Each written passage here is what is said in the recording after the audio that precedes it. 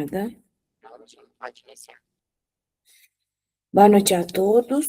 Hoje estamos aqui na nossa segunda aula de gestão industrial, agroindustrial, né? Vamos dar continuidade na que a gente teve na aula passada. Hoje nós vamos falar um pouco sobre o custo de transação no agronegócio. As agroindústrias e a sua posição no mercado de alimentos. A demanda constante. Só um minutinho aqui. A demanda de consumo tem projeções que indicam um crescimento acelerado e contínuo nas próximas décadas, e deve aumentar o consumo de alimentos em geral, em razão do crescimento populacional, do aumento de consumo de alimentos per capita, da expansão das cidades e das restrições de uso da terra nas próximas décadas por ambientalistas. Peraí só um minutinho, gente. Eu acho que foi. Peraí. Ah, não, tá certo. Achei que tinha sido 2 slides acelerados. Praticamente de 1 em cada 9 pessoas do mundo não tem comida suficiente para ter uma vida saudável e ativa. Além dos problemas de segurança de alimentar, os alimentos consumidos pelas classes mais baixas. O Brasil é um dos grandes produtores mundiais, né, de alimentos e tem grandes áreas de expansão de terras agricultáveis e a serem cultivadas. Então, vamos lá. Vamos discutir um pouquinho aqui sobre o que está falando aqui. Devido ao crescimento, né, que vem desde a década depois da Guerra Mundial até hoje, nos dias atuais, a gente passa por um grande impasse, né? Eu falo que o Brasil, ele é um dos maiores produtores do mundo, né, de alimento, onde tem diversas estações, né? A gente produz alimento o ano inteiro, safra, entre safra, é safrinha. Então, o Brasil tem esse leque de oportunidades para se produzir. Mas também, em contrapartida, o que tem? Somos um país onde que tem grande número de pessoas que passam fome, né? Que não chega um alimento de boa qualidade na mesa. E, infelizmente, ainda tem, né? Essas pessoas que ainda não têm um alimento de qualidade para alimentar, precisam procurar catar na rua, em lixões, essas coisas. Eu falo que é bem triste para o nosso país, né? Entre 2005 e 2006, houve um crescimento de 11,8 milhões de hectares de áreas desbravadas, incluídas na produção de alimentos, sendo 3% no plantio de florestas, né, para tentar minimizar essa devastação que está tendo, 69% na produção de pecuária, que é a produção de gado, né, e 28% na produção agrícola. Então, assim, está crescendo, né? Desde 2005 para cá, o tanto que cresceu, para a gente suprir a necessidade no mercado, né? De alimentos, suprir as indústrias, as agroindústrias para produzir alimento de qualidade, para pôr na prateleira do supermercado para vender para a população. Então, assim, está desbravando, está desmatando, mas só que também a gente tem que desmatar e tem que conscientizar para amenizar também a poluição. O Brasil enfrenta várias restrições por o avanço, né, do desbravamento de terras para cultivo, de acordo com o Código Florestal Brasileiro, que é a Lei número 12.651, de 2012, que restringe, né, a exploração de APPs, que é áreas de preservação permanente, que são em montanhas, áreas com declives maiores que 45%, que é as áreas de preservação ambiental, margens de rio. O que acontece?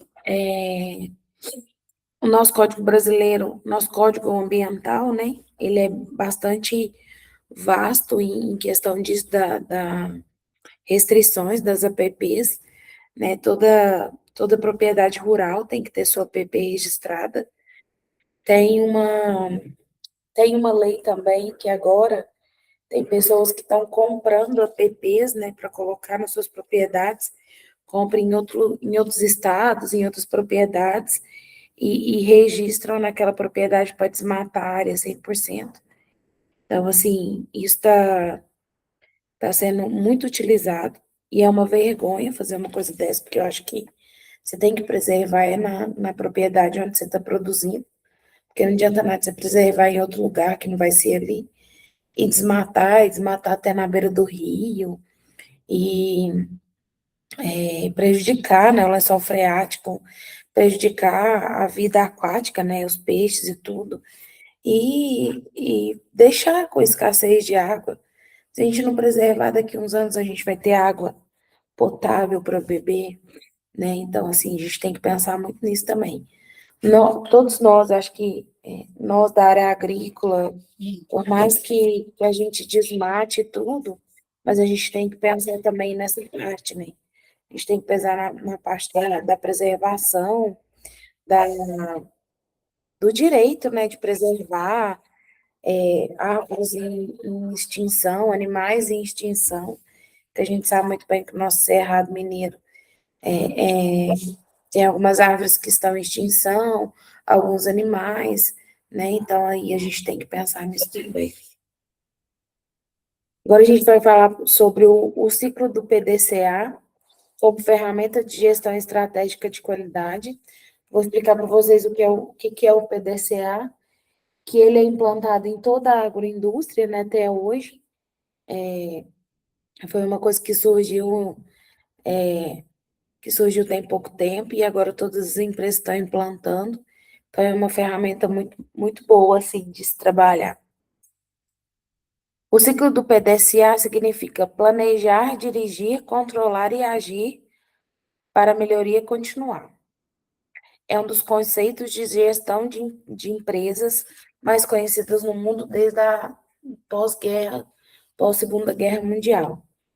O modelo utilizado não é só para a geração de conhecimento, mas algo que colocasse em prática uma enorme quantidade de benefícios para o homem e a sociedade. A evolução do ciclo, que não tinha uma sequência lógica e obrigatória, passou a ter um formato fechado, buscando utilizar os resultados obtidos no momento, e para outro ciclo de outro momento, que desse continuidade ao primeiro, permitindo que buscasse uma análise mais criteriosa do que ocorreu, e então corrigir os erros das etapas anteriores. Então, o que que significa? Significa que eu tenho que planejar, né? Vamos supor, quero montar uma agroindústria, né? Vou montar uma agroindústria, mandar uma indústria, né? Então, eu tenho que planejar onde que vai ser, planejar o que que eu vou mexer, como que vai ser constituída essa indústria, o que que eu vou fazer, qual que é a cultura que eu vou ter que plantar para me suprir a demanda dessa empresa minha que eu vou ter, ou quais são os produtores com terras agricultáveis que eu vou ter que arrendar e trazer para junto comigo para mim ter uma sequência produtiva, uma sequência sem erros, né? Uma sequência que vai dar certo. Então, vamos lá, a gente tem que gravar isso daí, ó. Planejar, dirigir, controlar e agir, né? Então, é o pilar aí do ciclo do PDCA. Hoje, as indústrias do mundo inteiro aplicam esse ciclo, né, na sua gestão, desde a gestão da qualidade até a gestão estratégica da empresa, sendo confundido até com os processos de planejamento estratégico.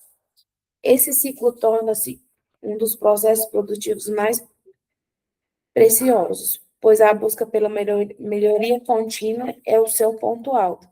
Então, vamos supor, é sempre querendo melhorar, é sempre querendo buscar o melhor para a indústria, é, não estacionando, né? Vamos supor, eu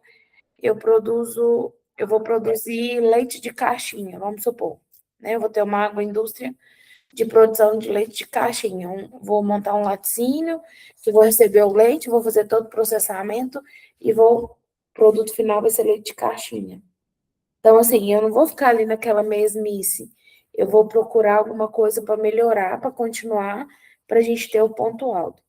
Imagine se você planejando, implantando o que foi planejado, colhendo dados do que está acontecendo, controlando os resultados obtidos com aquele planejamento e, na sequência, corrigir os erros, entrando em um novo ciclo, como seu planejamento adaptado ao novo momento. Então, é sempre uma mudança, né? A gente, é igual, eu falo que a gente pode tomar um exemplo, é igual quando a gente planta, né? Esse ano eu vou plantar, eu vou começar um planejamento, né, da minha safra 25, 26, né? Agora 26, 27, né?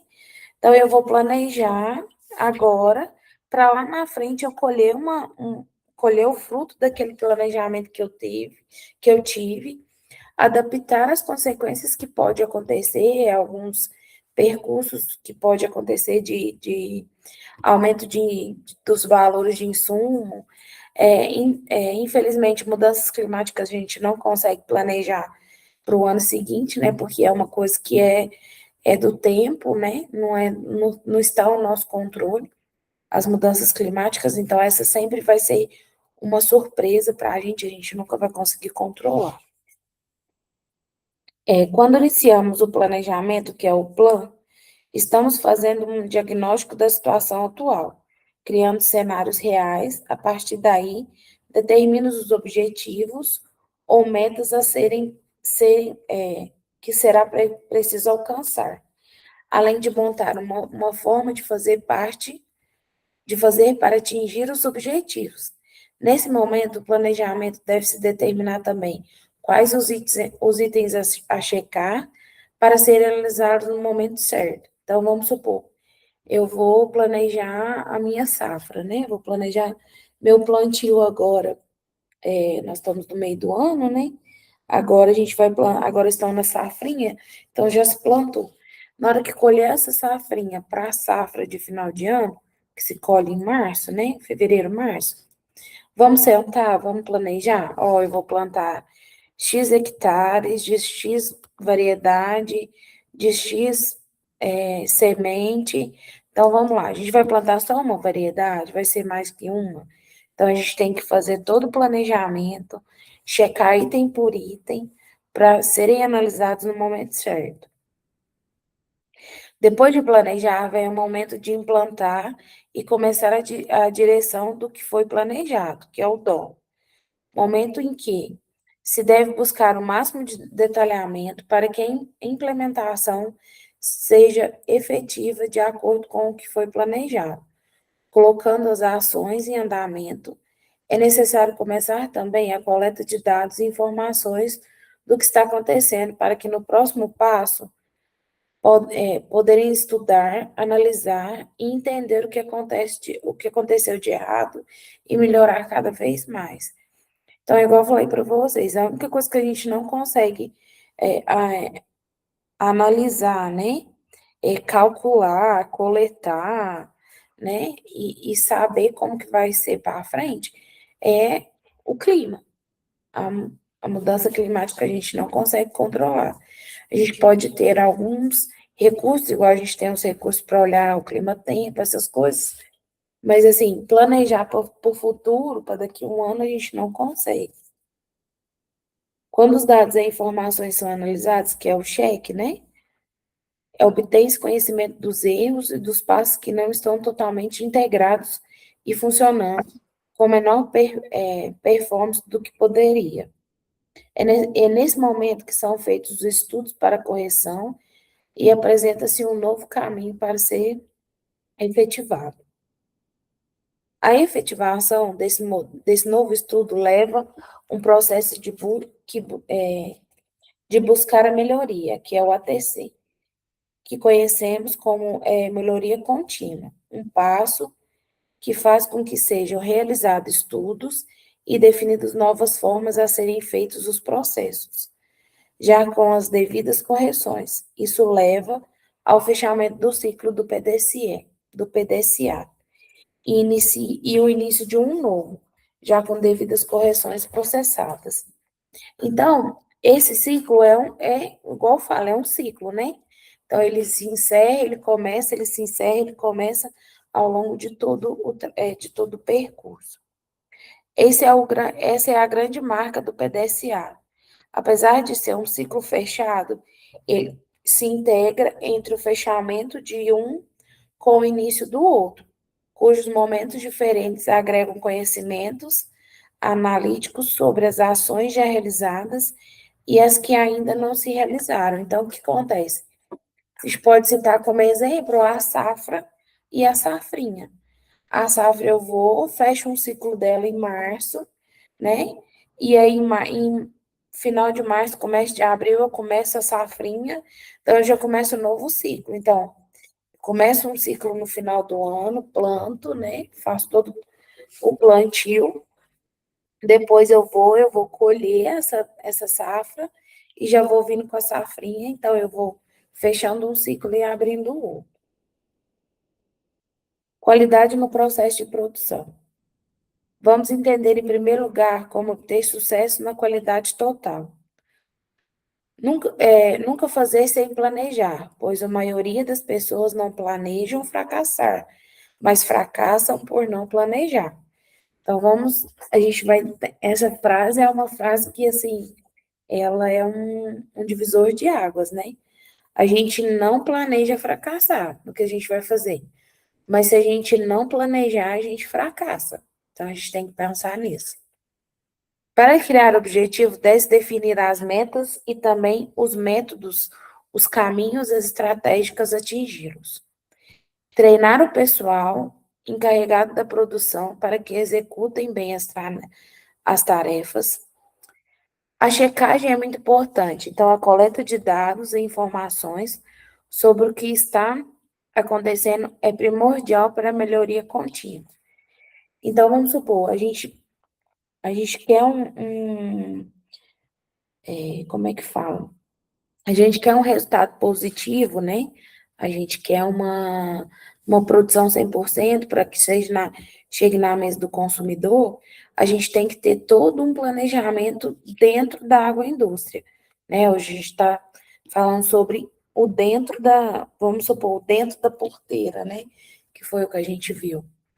Então, o dentro ali da porteira, que é dentro da indústria, a gente tem que capacitar os nossos funcionários, a gente tem que coletar dados e informações do que está acontecendo de mercado para a gente atingir o patamar desejado, para a gente não fracassar, né? Para a gente planejar para no futuro a gente não fracassar. De nada adianta realizar parte do ciclo, como planejar, fazer, checar e não promover melhorias e assim por diante, né? É preciso entender que o ciclo do PDCA deve ser aplicado de maneira contínua, sempre iniciando um novo ciclo após do anterior, buscando a qualidade máxima. E é essa continuidade que garante o sucesso da evolução e o desenvolvimento eficácia e produtivo dos nossos processos. Então, o que acontece? Eu vou fazer o primeiro ciclo, né? Vou planejar, vou fazer tudo. E aí, se eu não fechar aquele ciclo, sabendo dos pontos positivos e negativos, para me começar um novo ciclo, eu vou continuar uma constância de erros até o fracasso, até falir. Então, assim, a gente tem que pegar o primeiro ciclo, vamos lá, a primeira vez que a gente vai implantar esse ciclo. Ah, vamos ver o que deu de pontos positivos e pontos negativos que a gente tem que melhorar. Aí a gente pega, soma aquilo ali, senta todo mundo, os gestores, né? Os encarregados, todo mundo de cada setor, senta, vamos planejar. Então, o que a gente vai melhorar para o ciclo que vai começar agora, vamos por daqui 15 dias, daqui um mês? Então, vamos lá, agora a gente vai falar um pouco sobre a logística, né? Que, querendo ou não, agrega no ciclo do PDCA. O sistema logístico agroindustrial é a integração das transferências dos produtos físicos e de informações, que neste caso são responsáveis pelo gerenciamento e tomada de decisões da logística de uma agroindústria. Essa movimentação é desde a matéria-prima, né, das matérias-primas, produtos e componentes necessários ao processo agroindustrial, começando desde quando se analisa as tendências de mercado e prevê o que vai ser plantado no ano agrícola e o que pode ser consumido pelo mercado final. Vai desde o planejamento até a entrega do produto para o consumidor. Então, vamos lá. Esse ciclo do PDSA, ele vai agregar junto com a logística da indústria, né? É igual eu expliquei para vocês. Vamos lá, vamos voltar no laticínio, né? Então, vamos lá. Quem que vão ser os meus produtores de leite para mim abastecer? Né? Vou fechar parceria com quem? Qual que vai ser a transportadora que vai transportar esse leite para mim, da fazenda até a minha indústria? Eu vou ter frota própria? Então, isso tudo tem que ser planejado. Tudo tem que se fazer uma logística. Vamos supor, é, até eu tenho vamos supor, a gente tem um laticínio aqui em Araxá. Qual que vai ser o raio que eu vou ter de produtores para mim abastecer a minha indústria para não faltar leite? Eu vou ter um raio de 1.000 quilômetros de distância? Será que 1.000 quilômetros de distância não fica muito longe? Eu não vou ter uma falha de produção? É, nos períodos de chuva, eu não vou ter um déficit, né, de leite na minha indústria para se produzir? Então, isso tudo a gente tem que planejar. Cada etapa agrega valor nas transferências, sejam elas físicas, temporárias ou espaciais, que é adicionada na transferência entre produtores e agentes de mercado, bem como a agroindústria. Aí tem um escritor, que é o Batalha, que conceitua a gestão logística como sendo aquela que cuida da movimentação geral dos produtos, acontecendo por três áreas: a de suprimentos, a de produção, né, propriamente dita, e a distribuição física, onde ocorrem fatores que podem influenciar na integração, como a distância que separa o cliente e o fornecedor, né, os clientes e o fornecedor, igual eu expliquei para vocês. Como que vai ser esse raio desses fornecedores que vai fornecer para mim essa matéria-prima? O grande objetivo da logística é melhorar essa movimentação como a integração de diversas operações que ocorrem, sempre minimizando os custos e melhorando as performances das operações. Então, vamos supor, eu vou pegar ali o meu raio, né, vamos supor, eu quero meu raio de 1.000 quilômetros. Até 1.000 quilômetros que eu tiver de produtor do leite, eu vou comprar esse leite para trazer para a minha indústria. Então, essa logística vai ficar bacana, essa logística vai suprir, né, os três patamares, que é suprir a produção propriamente dita e a distribuição física. E aí, como é que vai ser? Vamos estudar essa logística, vamos sentar, vamos planejar, né? Vamos planejar para a gente implantar o PDSA? E ele também ainda divide a atividade logística em três funções, que é a função informativa, a física e a financeira.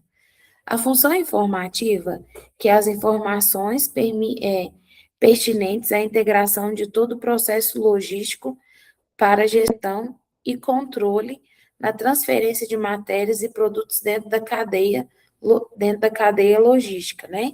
Eu vou montar uma cadeia logística e vou indo fazendo as informações.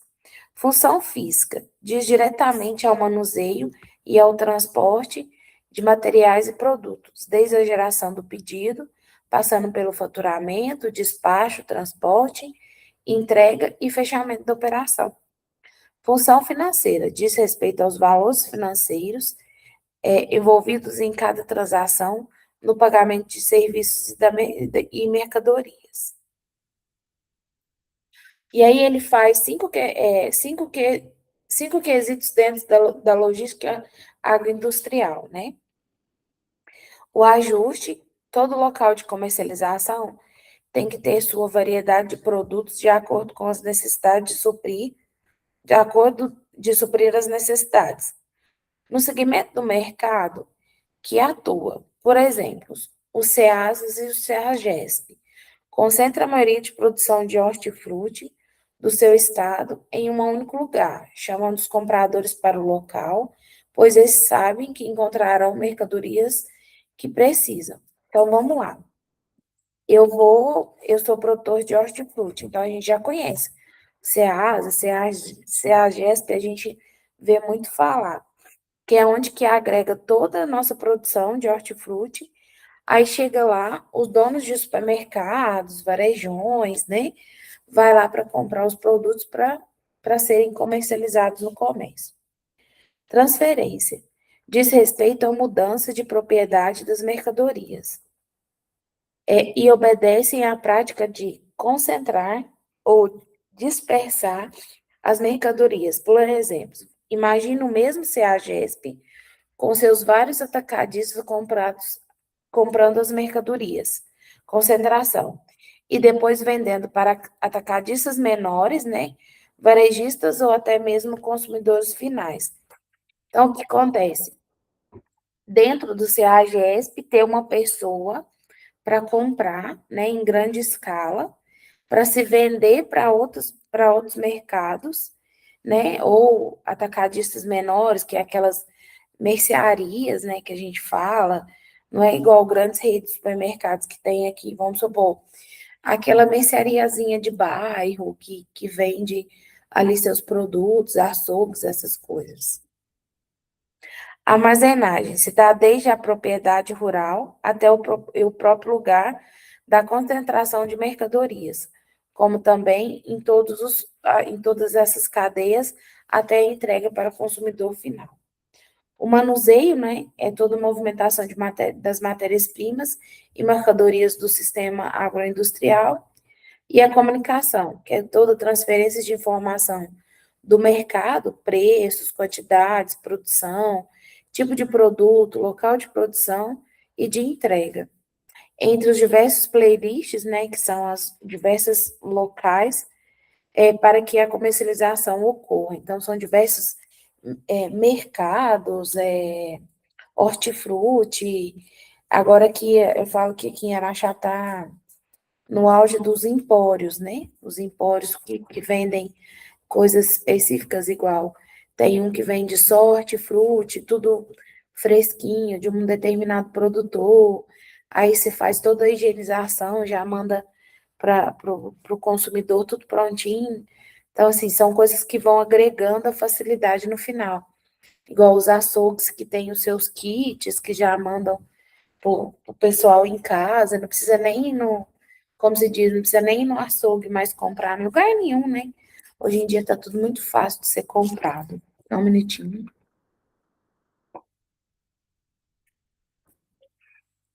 Então, vamos lá.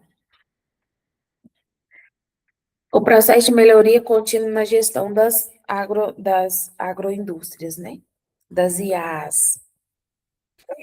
A melhoria contínua busca a previsão, né, precisão de produção para uma maior produtividade em menor tempo, com o mínimo de erros possíveis.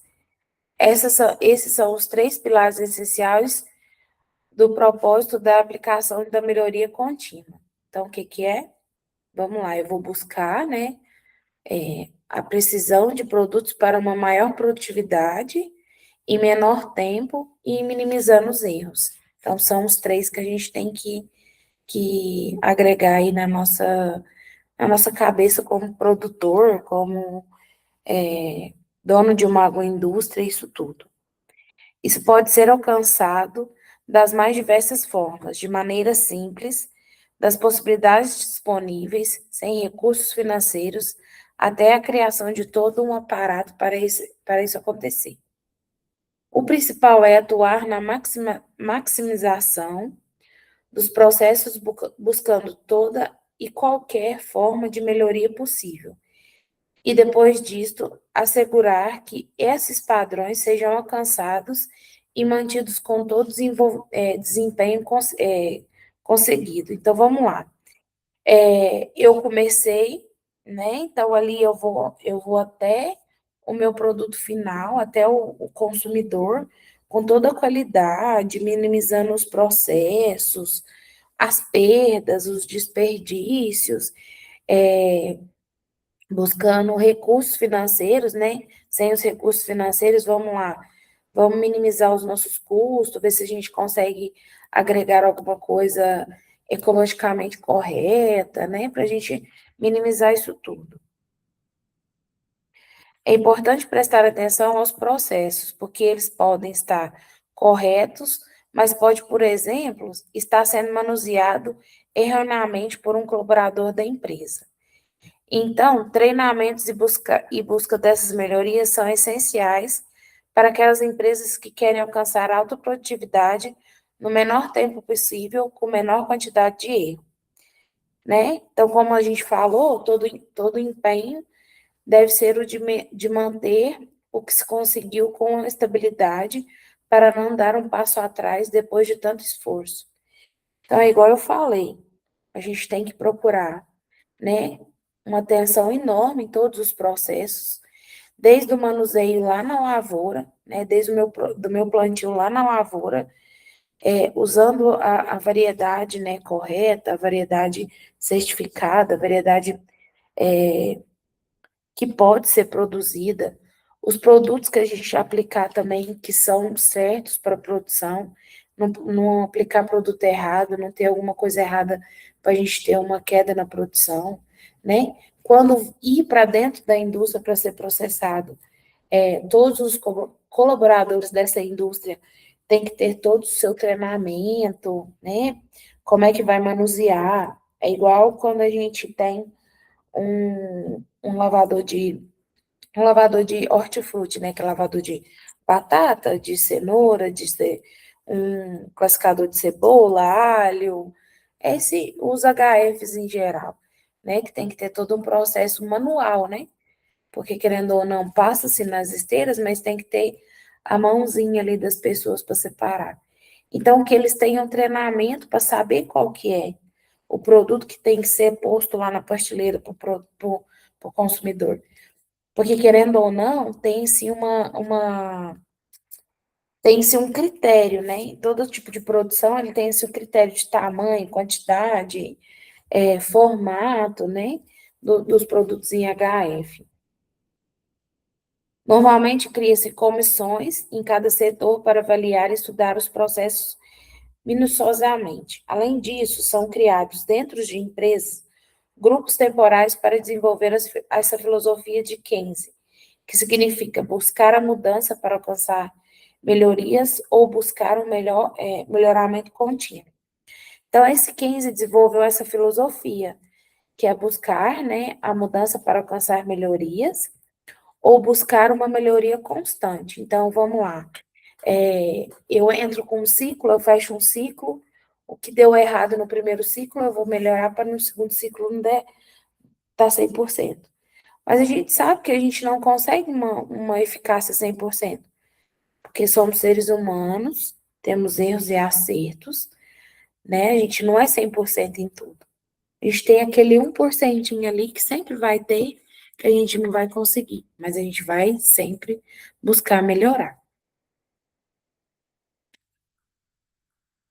Os princípios que orientam sua aplicação da prática segundo Keynes, né? Eliminação de desperdícios, envolvimento de todos os colaboradores, aumento da produtividade sem grandes investimentos, gestão transparente, atenção voltadas aos locos, né, onde se criam valores de fato, focos no processo, prioridade das pessoas, né, e o mais importante, aprender fazendo, né. Tudo que a gente vai fazer hoje, a gente pode planejar, a gente pode executar, a gente pode fazer tudo, mas a gente só aprende fazendo, né? Você pode ter todo o conhecimento vamos aqui num exemplo, na produção de queijo, né? Você pode saber que escolher as vacas certas para tirar o leite, colocar ali o coalho para talhar. Só que você só vai aprender, você só vai ter constância, só vai melhorar, só vai saber qual é o erro que você vai ter se você fazer, se você pôr a mão na massa e fazer. É igual na nossa profissão. Na nossa profissão, a gente estuda, né? A gente estuda, é, agora vocês gestores de agronegócio, Eu, como agrônoma, então, a gente só aprende fazendo. Ali no livro, a gente tem um conhecimento, né? A gente tem ali a teoria para a gente ir para o campo e fazer e aprender. Eu falo que a gente aprende muito, a gente aprende com os nossos pais, aprende com os nossos avós, por mais que a gente saiba, né? Ah, eu sei toda a teoria de se fazer um queijo, né? Eu estudei para isso. Mas e na prática? Na prática eu tenho. Na prática eu estou aprendendo a fazer. Então a gente tem que pensar muito nisso, que é o mais importante dentro de uma agroindústria, né? Dentro de uma gestão de uma agroindústria, é a gente aprender a fazer. Na aplicação prática, ele tem 7 etapas, que é a definição do líder do projeto, que pode ser uma pessoa envolvida com a área, tendo como função direcionar as ações do grupo. Definição da equipe, que deve ser composta por pessoas que de diferentes áreas, né, multidisciplinaridade, conhecendo ou não o que vai ser trabalhado. Identificação do local onde pode ocorrer melhorias, identificando os locais onde ocorrem as falhas e os problemas. Estabelecimento das metas e os objetivos para que as equipes saibam aonde podem chegar, sugerindo-se o uso de técnicas de definição de objetivos, né, que são as SMARTs, acronômica, que significa que as metas e objetivos devem ser específicos, mensuráveis, alcançáveis, relevantes e com prazos determinados. Então, o objetivo do SMART né?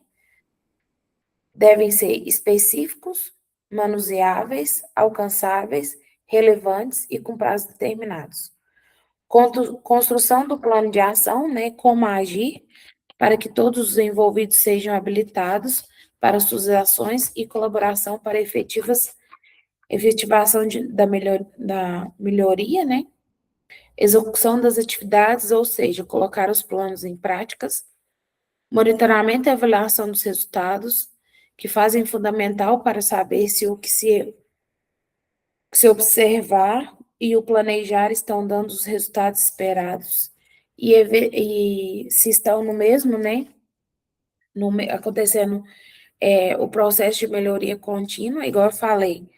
Vamos lá, eu vou planejar o que eu vou montar, eu vou ver o que está acontecendo, eu vou observar se vai ter um déficit, se não vai, se vai ter uma melhoria, se meu colaborador vai me ajudar, se ele não vai me ajudar. Então, a gente tem que ir nesse monitoramento constante dos resultados. Devemos ainda reforçar que a agroindústria é o grande caminho para a agregação de valores à nossa produção agropecuária. Então, assim, eu acho que essa frase, ela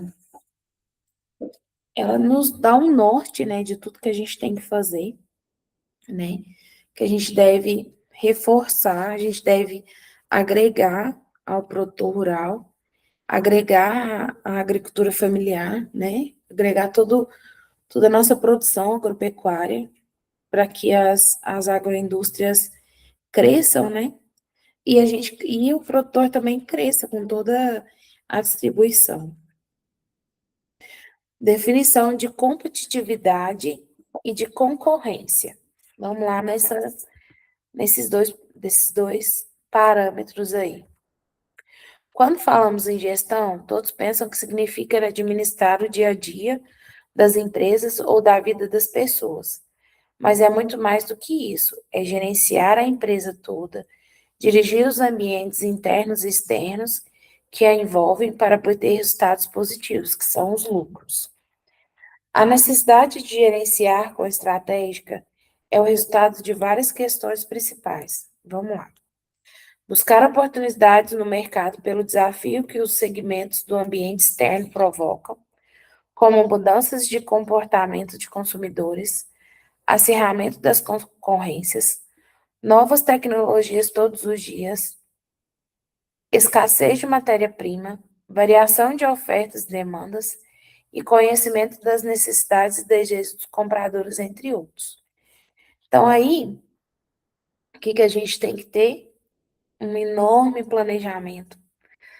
A gente tem que ter um enorme questionamento, né? A gente tem que buscar, ver tudo certinho que a gente vai fazer para a gente ter um lucro no final, não ter perca, né? E que supra o que os compradores querem. Porque, querendo ou não, eu posso ter uma larga escala de produção, eu posso ter tudo, mas e aí? E os compradores estão gostando? Estão comprando?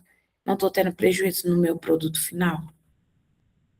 Adaptação da empresa para que esses mercados na busca da melhoria, da melhor competência e performance, adequando os seus pontos fracos e fortes e fracos, né, de acordo com as oportunidades e ameaças desses mercados.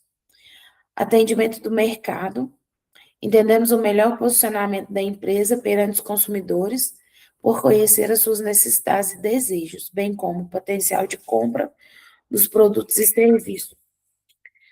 Geração de receitas para a empresa, que acontece pela melhor eficácia de venda, né, pois é uma fonte de renda das empresas e geradoras de lucratividade.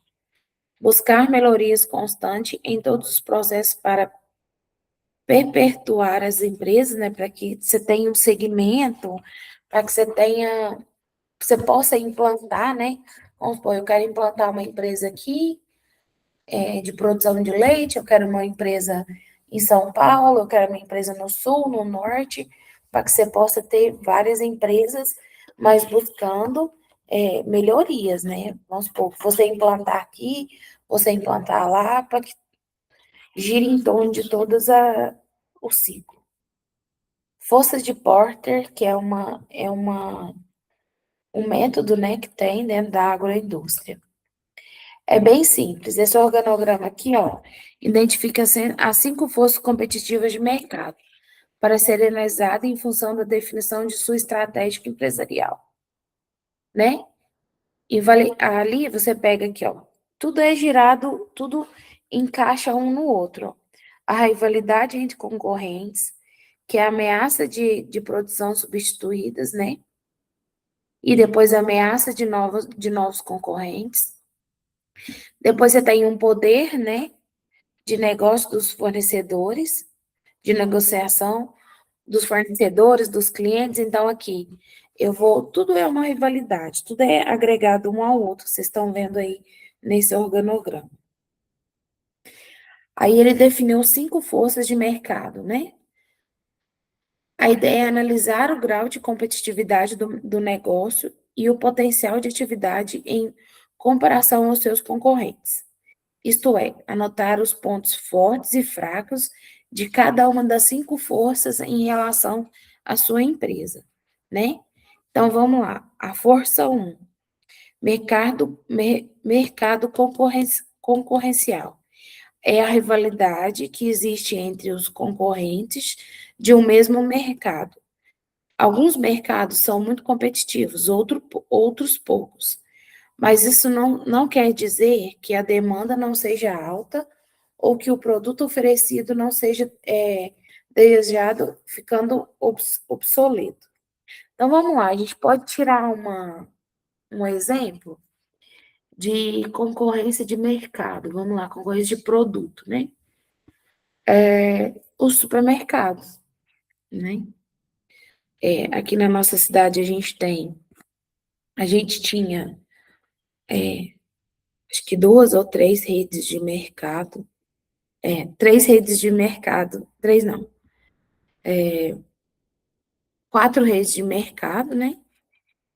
E aí se viu um grande potencial e começou a vir os atacadistas, né? Veio um primeiro e depois veio o outro.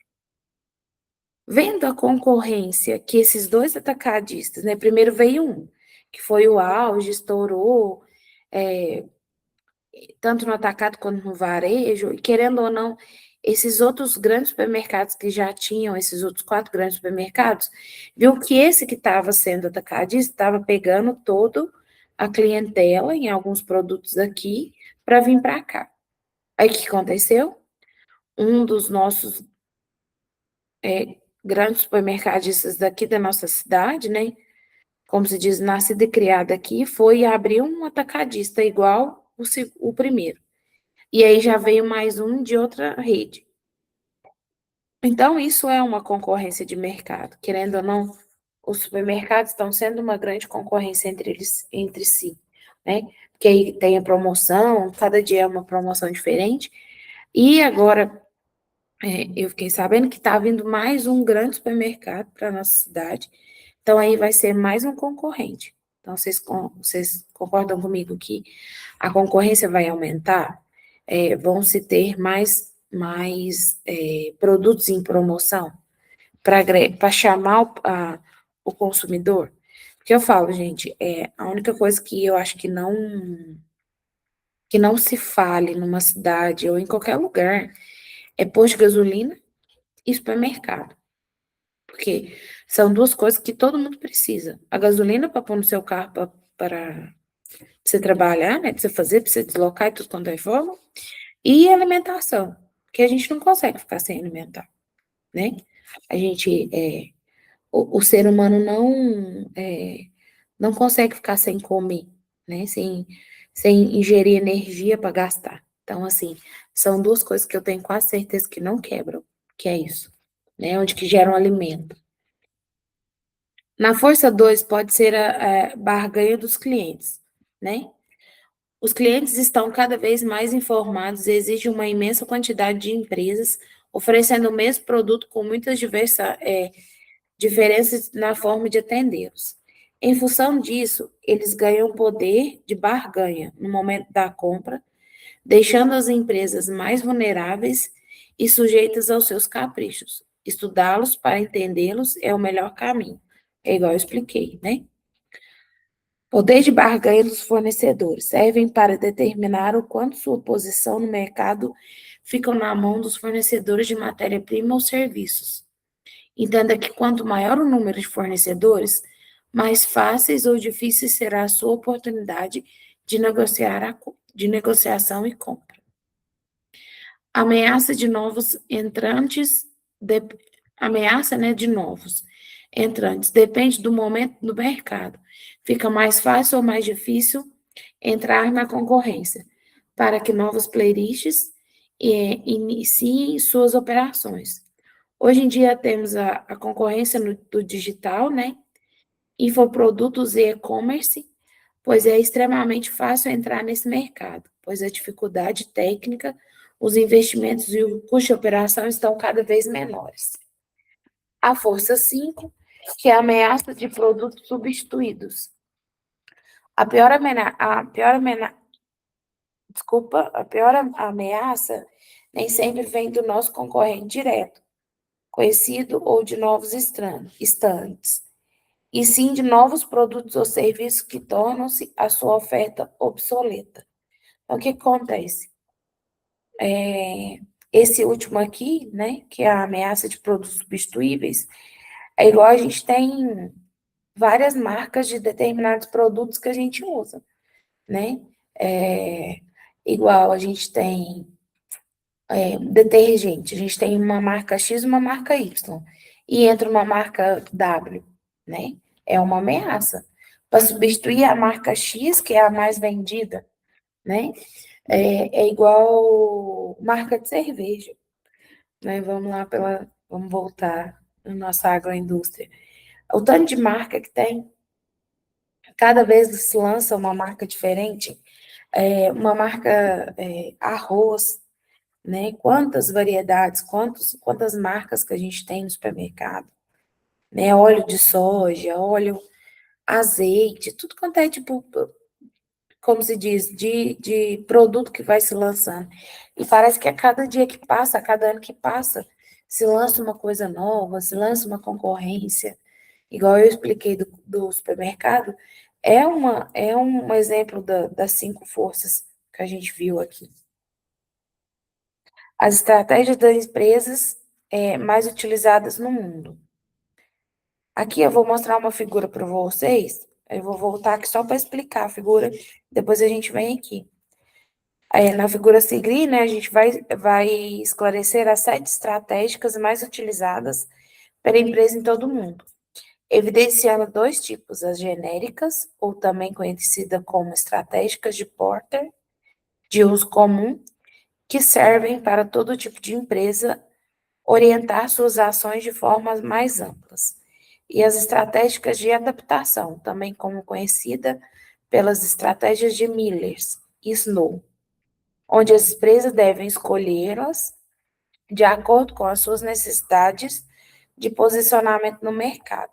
E cada tipo tem suas variações segmentadas. Então, vamos lá. A seleção de estratégias, as genéticas, né? Genéricas e de adaptação. As genéticas são a diferenciação, custo e foco, né? As de adaptação são a defesa, prospecção, análise e reação. Então, as genéricas é as de fato, né? A gente tem que ver o custo, como que vai ser, focar num produto, né? E as outras são as de adaptação que vêm ao decorrer e a gente tem que se adaptar a elas, né? Então, vamos explicar cada uma agora. Ó. Estratégia genérica de foco. Como o nome se diz, focar é o principal ponto dessa estratégia. A empresa deve buscar atender um público-alvo bem definido no mercado, sem ficar olhando para os outros ou ampliando a sua área de trabalho. Focar ajuda a consertar as energias, concentrar as energias, contém custos e facilita a abordagem ao consumidor. Então, vamos supor, eu vou focar hoje em vender esse mouse, né? Vamos pegar um exemplo aqui. Então, eu vou focar na produção desse mouse, vou focar na produção dele, na melhoria dele, como que vai ser, a quantidade que eu vou produzir para me vender, então eu vou focar nele, né? O outro, a outra estratégia, a genérica, é a de custos, né? Não importa nenhum outro diferencial, a não ser o baixo custo dos produtos que estão vendendo. A ideia é ter uma oferta com menor custo de mercado. Então, vamos supor, o meu foco, né? O meu foco é produzir esse mouse, né? Com menor custo de produção, para me vender ele no mercado com menor custo do meu concorrente. Esse vai ser meu diferencial. Então, eu vou produzir com menor custo para me vender com menor custo. Estratégia genérica de diferenciação. A ideia da estratégia é criar algo,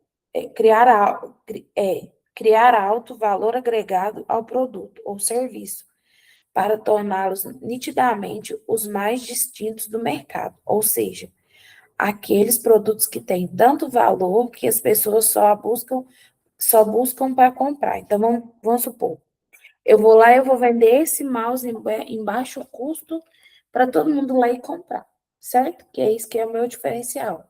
Eu vou vender ele de várias cores, vários tamanhos, então eu estou tendo meu diferencial do meu concorrente. Estratégia de adaptação de comportamento analítico. Essa estratégia serve para que as empresas que atuam em dois mercados diferentes, um mais estável e o outro em constante processo de mudança, no mercado estável, busca-se as receitas e os lucros para manter sua estrutura funcionando. Enquanto no mercado constante, de constantes mudanças, buscam conhecer e aprender outras formas de fazer, adotando inovações que conseguem entender ser mais importante para elas, e o que os concorrentes já testaram, né, e funcionaram. É estratégia de adaptação com comportamento reativo. Esta é o famoso estratégia do bombeiro, pois todas as ações das empresas são para apagar incêndio, isto é, vivendo correndo atrás do mercado para fazer algo depois que aquilo já aconteceu. Estratégia de adaptação de comportamento prospectivo. Diz respeito às empresas que buscam constantemente novas formas de adaptação no mercado, para driblar as constantes ameaças e incertezas que cercam este nosso mundo, né? Em razão dessa constante corrida, essas empresas podem ser ineficientes em algumas vezes. Estratégia de adaptação de comportamento de defesa é para ser usada quando a empresa tem foco muito pequeno e precisa estar constantemente se protegendo das ações dos concorrentes, né?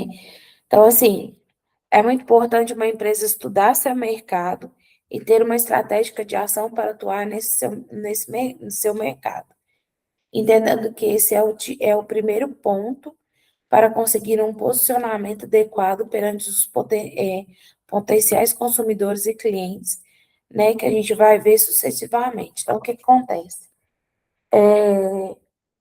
Eu tenho que ter uma estratégia muito forte, eu tenho que ter essas estratégicas aqui, né?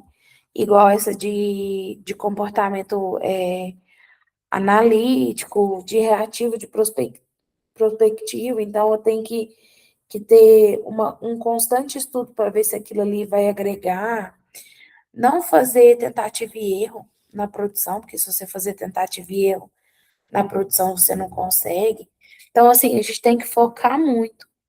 Hoje, para você fazer qualquer coisa, né, tanto na área agrícola quanto consumidor, a gente tem que focar e ver o que a gente quer. O que é o posicionamento da empresa no mercado? Posicionamento é o que você faz na mente do cliente, em perspectiva, ou seja, você posiciona o produto ou serviço na mente do comprador em potencial, e isso fará preferir o seu produto ou serviço ao do concorrente.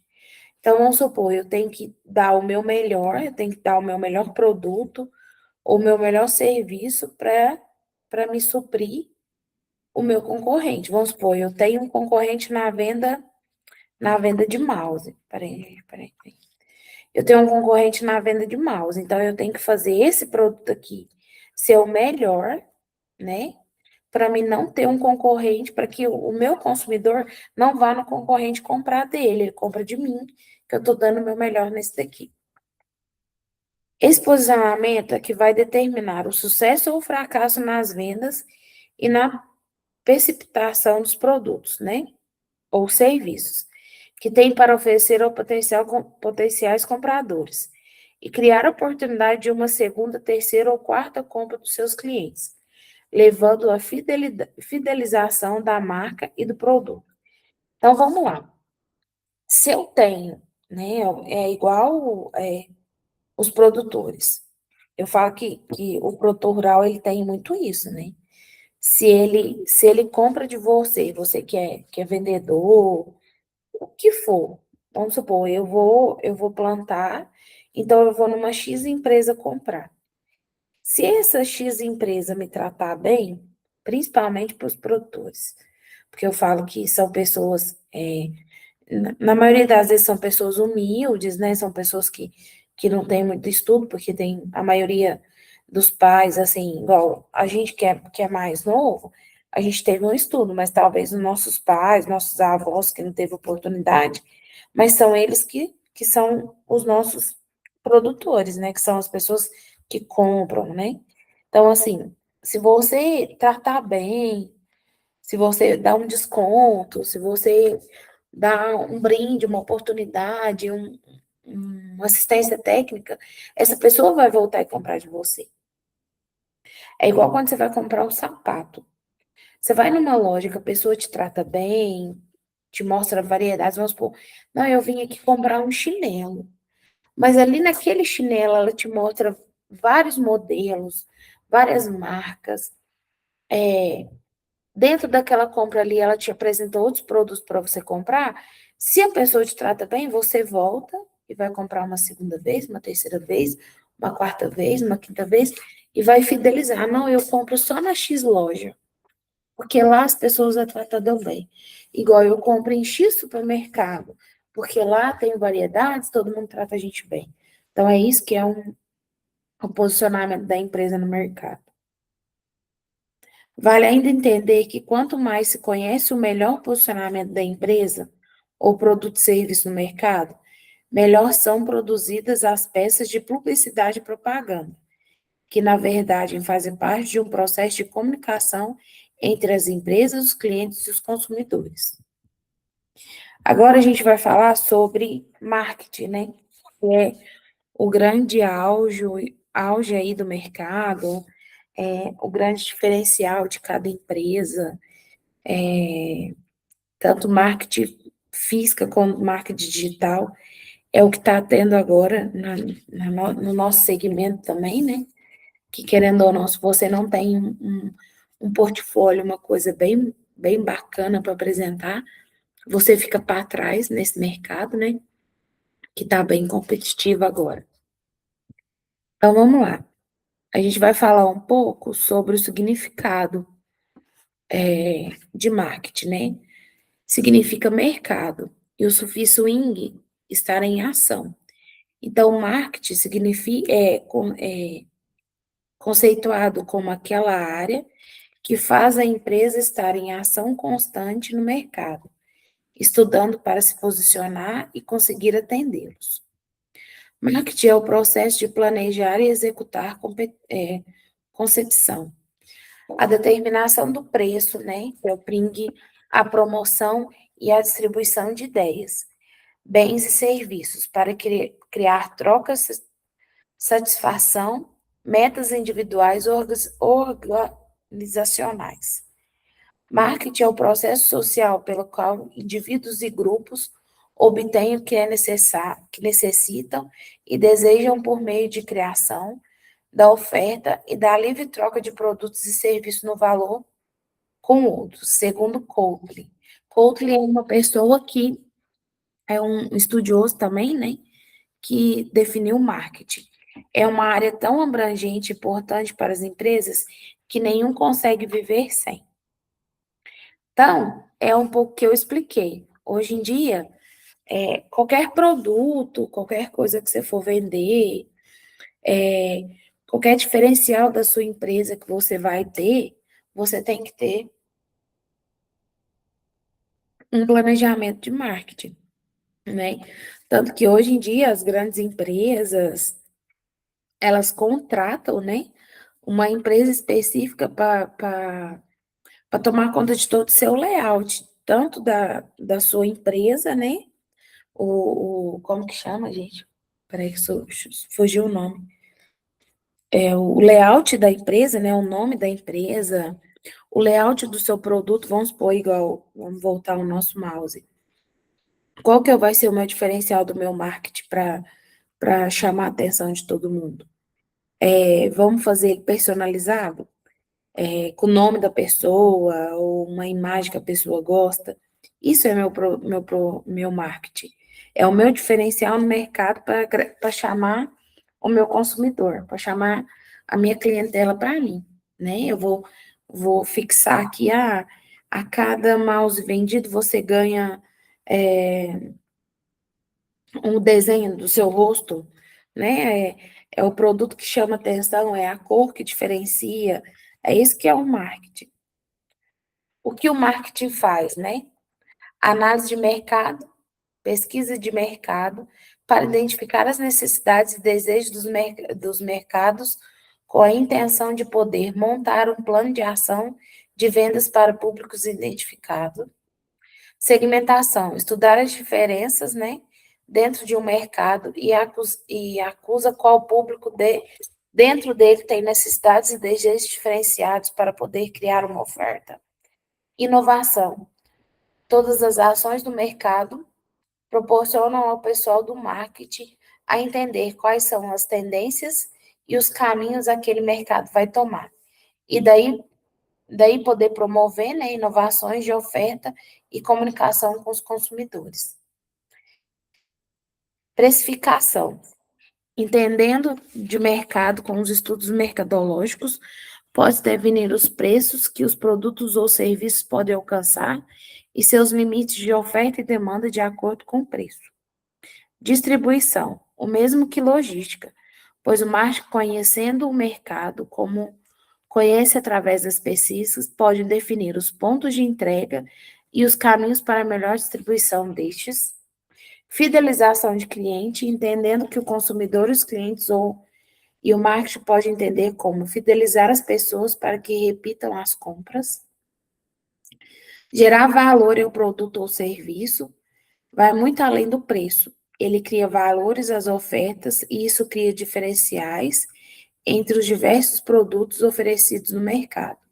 Isso pode definir o porquê um cliente prefere o seu produto no lugar do produto do seu concorrente. Engajamento. As marcas criaram seus valores, como falamos acima.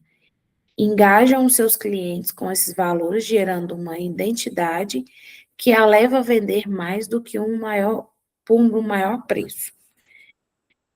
Cria publicidade e propaganda. Também é responsável pela criação das publicidades e propagandas, pois conhecendo o mercado com pesquisas, demandas, ofertas, preços, ele pode criar um caminho de comunicação para chegar até a mente dos consumidores e fazê-los aderirem aos produtos. Posicionar a empresa no mercado. Outro ponto importante do marketing, né, é a identificação do melhor lugar no mercado para posicionar uma empresa, como já dito, né? Como entrar na mente do cliente para ele preferir o seu produto ao do concorrente. Então, o que acontece?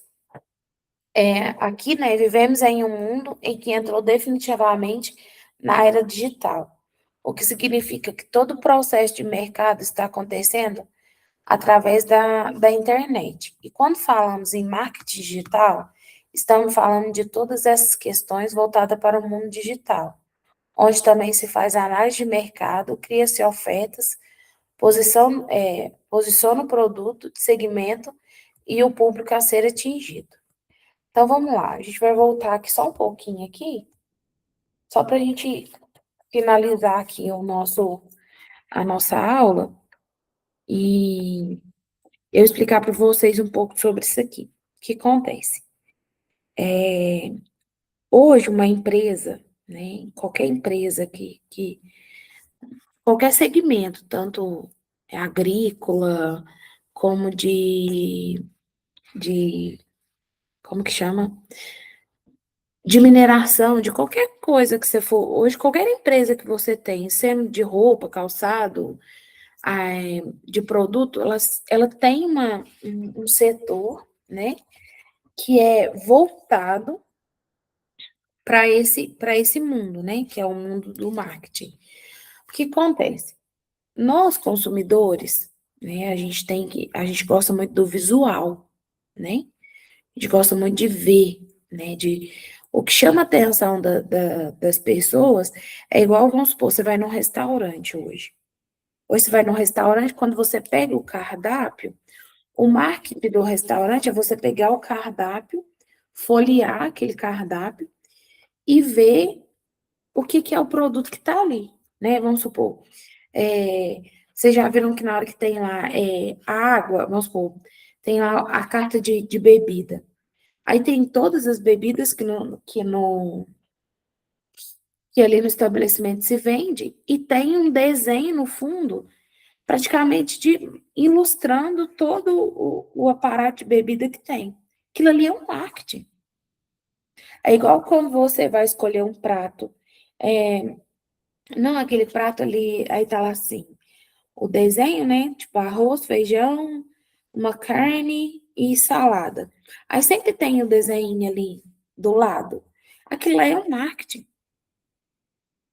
Porque, querendo ou não, nós brasileiros, a gente come com os olhos primeiro, para depois a gente ler o que está escrito. Então, a empresa, ela hoje, ela está se investindo muito nisso, né? E a era digital, ela está aí. A era digital, ela está aí para, como se diz, para arregaçar o mundo. Para arregaçar o mundo, para ajudar todo mundo, para diferenciar cada empresa, cada logo de cada empresa, lembrei, cada logo, cada marca. Vamos supor, eu vou abrir uma empresa, eu vou fazer uma logo na minha empresa, qual que vai ser as cores que eu vou colocar para chamar a atenção? Porque até nisso a gente tem que ver. Vamos supor, se eu for abrir uma empresa e colocar tons pastéis, que é tom clarinho, nude, essas coisas, vai chamar atenção? eu vou ter um marketing bonito, uma propaganda bonita da minha empresa para me vender? Então, até nisso a gente tem que saber. O nome a gente tem que saber escolher, para não escolher um nome difícil, para as pessoas não gravarem, tem que ser um nome fácil. Uma rotulagem, é, é igual produto quando a gente vai comprar no supermercado. Ali eu tenho, vamos supor, igual leite, né? A gente tem várias marcas de leite, mas cada marca do leite que tem um diferencial de cor. Tem um que é vermelho, tem um que é azul, tem um que é verde.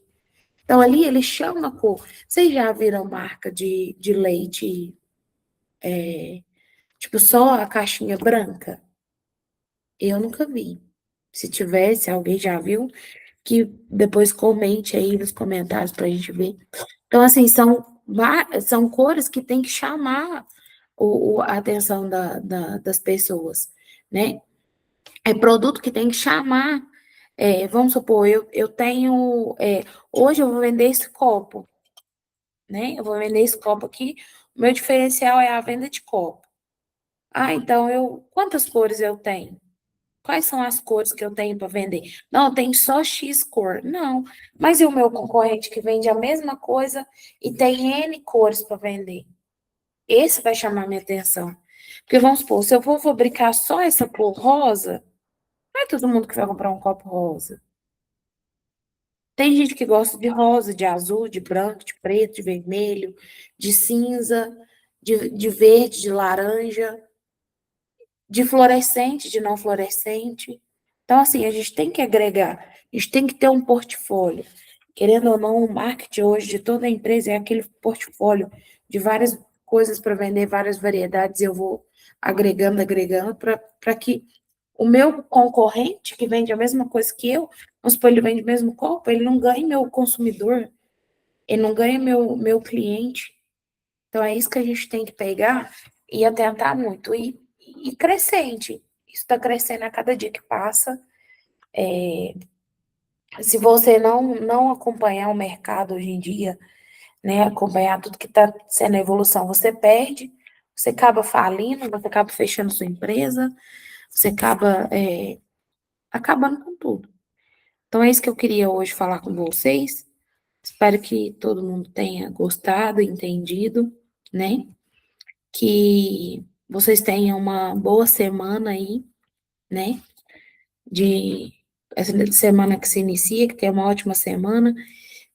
Voltando um pouco aqui, a gente tem o nosso marketing essa semana, que é, como se diz, a nosso futebol aí, que é um grande potencial do nosso país, que eu falo que o Brasil, ele é um dos maiores produtores, né, de tudo, mas também é o mais apaixonado aí por futebol. Então, todos tenham uma boa semana, que, que possamos concluir aí nossa semana, se Deus quiser, certo? Muito obrigada, boa noite para todo mundo e até a nossa próxima aula.